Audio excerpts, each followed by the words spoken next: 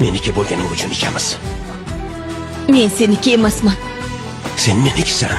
Men hech qachon seniki bo'lmaganman. Sen menikisan. Meni jonimsan. Bolamning onasisan. İnsanların arasında U seni xotining emas. O'lgunicha xotini bo'lib qoladi. ilk kez Ayolim. boyunaydım sana. Bir ayolni ayolim deya olish uchun avval o'zingdan men erkakmanmi deb so'rashing kerak. Keyin undan o'z ixtiyoring, roziliging bilan xotinim bo'lasanmi deb so'raysan. Onang bilan nimalarni gaplashadi? Onang Tohir akani yaxshi ko'radimi?